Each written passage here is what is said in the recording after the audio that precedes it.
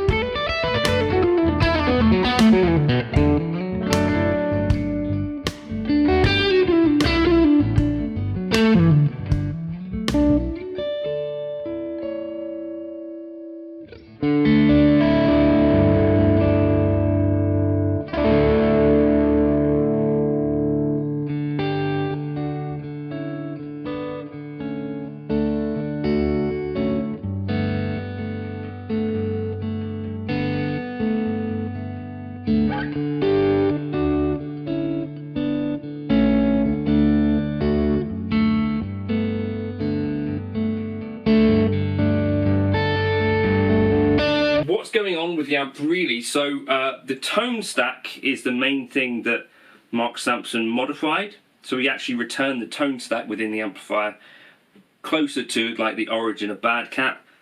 And I believe also the EO84 output stuff has been sort of boosted up to 30 watts from, I think, 20 watts, if I recall correctly what I was seeing in another video that Bad Cat made. The other things going on, you've got two custom wound, that's the output transformer, that's the other transformer. Custom wound, this lovely sort of orange, you know, big chunky transformers, incredible build quality. The cabinet, it comes in head format as well. The price in the UK for us is not crazy when you think about, you know, a boutique sort of American amplifier. This is $2,099, I think the head version is, and I think maybe $2,299 the mod shop version. It takes pedals really well. I found that when I was playing it live, it just really sounded incredible.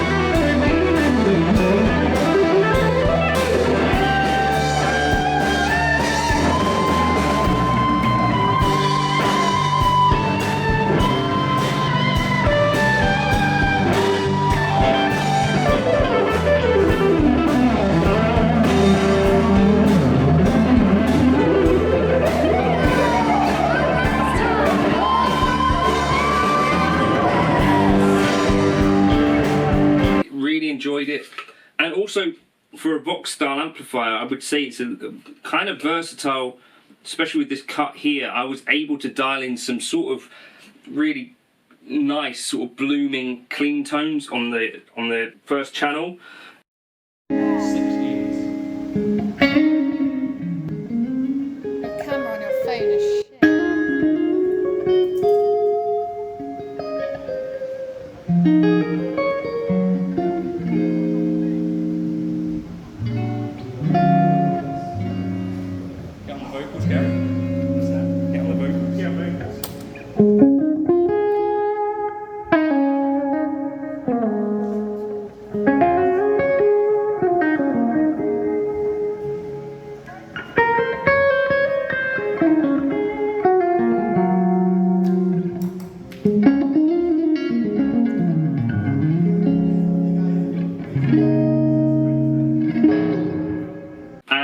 Yeah, really impressed with it all round. So I'm super thankful for Bad Cat getting me involved. I wanted to make sure that I gigged it before I made a video. They said, you know, a couple of weeks ago, like, anytime you want to, you can upload a video. This is a sponsored video, by the way, but I don't think I'm getting to keep this amplifier. Although it would be a very nice one to keep, because it, I think, sounds really incredible.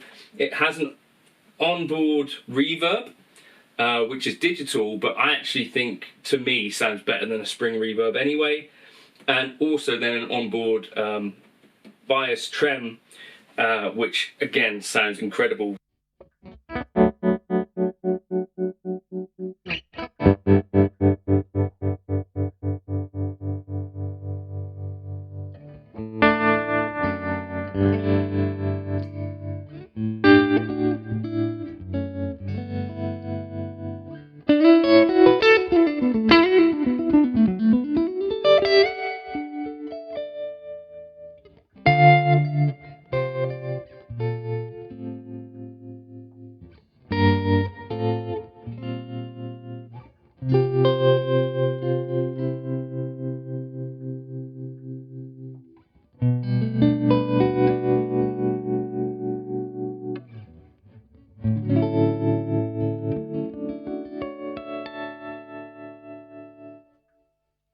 So all around, I'm super impressed with this. Super great build quality. I'd say Bad Cat, you know, are back in quite a big way. And, you know, I think it's also nice to have an option in the UK that doesn't necessarily cost $3-4 grand. From some of these American companies, oftentimes we pay quite a lot of money for this sort of stuff. And certainly if you're in the US, I think definitely something to give a look and give it a play. Maybe you wouldn't necessarily see yourself as into these kind of more Vox style amplifiers, but you might be surprised by what you find from these. in particular, the drive channel as well is kind of not necessarily what you'd expect. Compared to the normal non-mod shop version, I would say I prefer this. I think it's a little less bright is what I found when I was actually gigging it. I feel like it takes the pedals, in my opinion, even better. Slightly higher headroom is one of the things that they're saying about the Channel 1 as well, which makes it kind of ideal as a pedal platform.